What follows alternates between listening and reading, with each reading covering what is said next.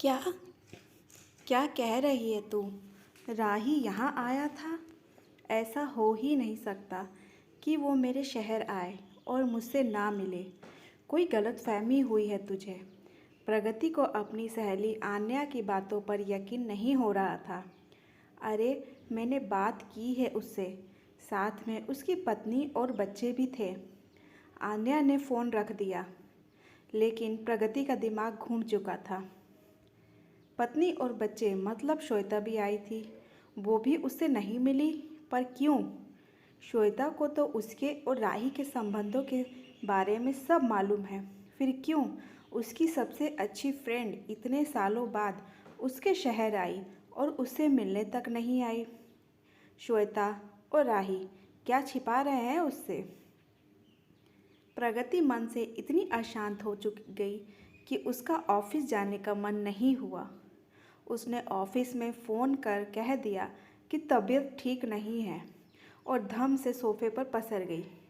कुछ ही देर में उठकर टहलने लगी, फिर लेट गई और जब किसी तरह चैन ना आया तो हार्ड डिस्क लेकर बैठ गई, जिसमें उसके अतीत के पन्ने, उसकी यादें, फोटोग्राफ्स बनकर सहेजी हुई थी।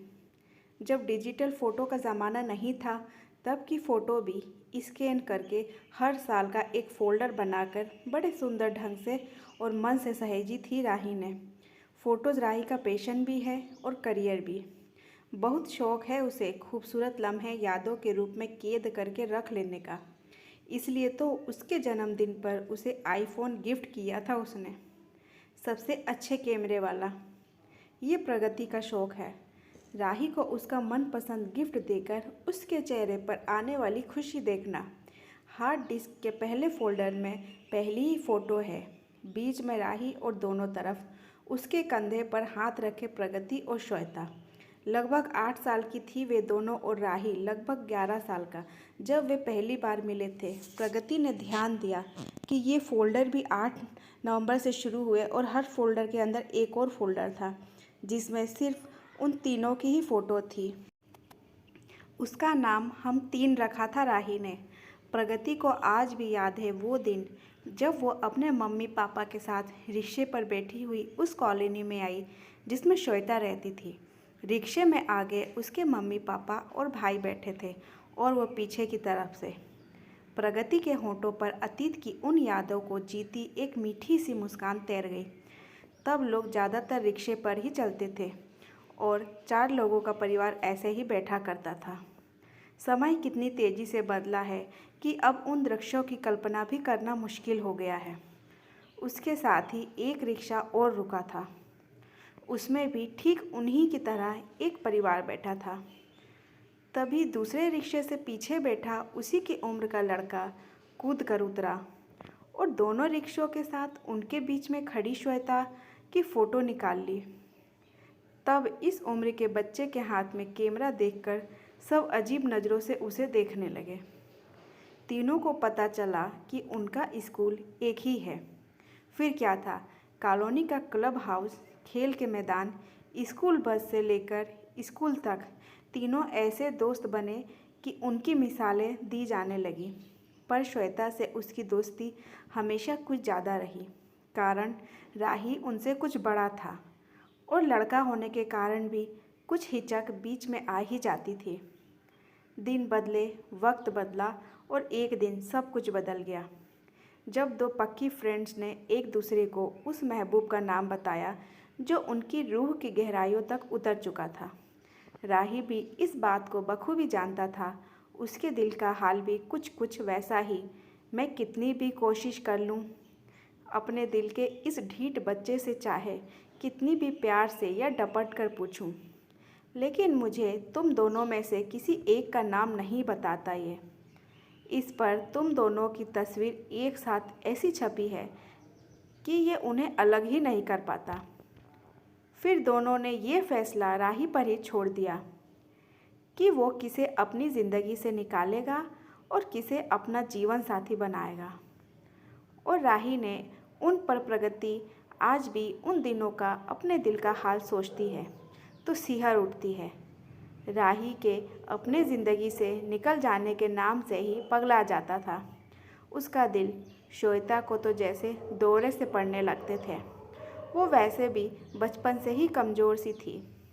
मानसिक आघात कतई सहन नहीं कर पाती थी वो। हर समय रोती रहती थी क्योंकि उसे यकीन हो गया था कि राही आखिर में प्रगति को ही चुनेगा। क्योंकि श्वेता का मन पढ़ाई में कभी नहीं लगा। वो एक घरेलू लड़की थी और प्रगति मॉडल बनना चाहती थी। उस राह पर सक्सेस भी मिलने लगी थी उसे। राही ने तो बचपन से ही फोटोग्राफी को ही करियर के रूप में चुन लिया था। दोनों के करियर कॉम्पेटिबल भी थे और कहीं ना कहीं दोनों के बीच बहुत सी ऐसी बातें जिनसे श्वेता अनजान थी। बड़े शहर के रहन सहन की, वहाँ की खुशियों और दिक्कतों की, खुलेपन और मस्ती की, संघर्षों और अचीवमेंट्स की। बाहर की जिस दुनिया में वे जीने के आदी बन रहे थे, वे श्वेता के सामने कभी खुली ही नहीं थी। तभी उनकी ज़िंदगी में वो मोड़ आया जब इत्तेफाक से राही को अपने ही शहर में एक मल्टीनेशनल कंपनी में एक अच्छी और परमानेंट जॉब मिल गई, जिसमें मुंबई टूर पर जाते रहना भी काम में शामिल था। उसे वो मौके मिल गए जिससे उसका मुंबई में सेटल होना पक्का हो गया। तब आया उन तीनों की ज़िंदगी में वो अनोखा मोड़।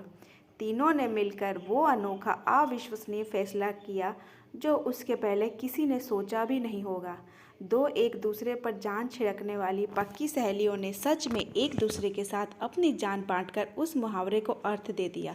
तय हो गया कि श्वेता राही से शादी करेगी और जब राही अपने साइड बिजनेस के सिलसिले में मुंबई आएगा तो अपना समय प्रगति को देगा।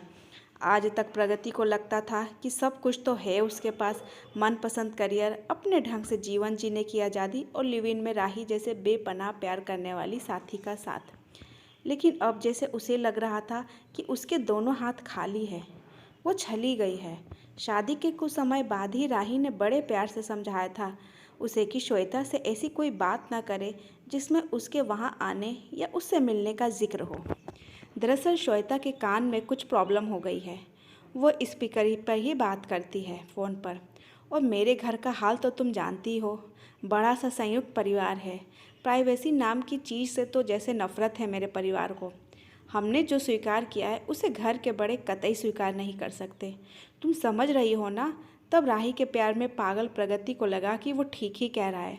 वैसे भी उसका रिश्ता तो सौतन का ही हो गया है श्वेता के साथ। अपने और राही के संबंधों के बारे में कुछ भी कहना उसे टीस से तो मारेगा ही। जैसे उसके मन में एक कसक सी उठती है जब ध्यान आ जाता है कि राही किसी और का भी है। वो भी तो राही और श्वेता की कोई बात उठने देना पसंद नहीं करती।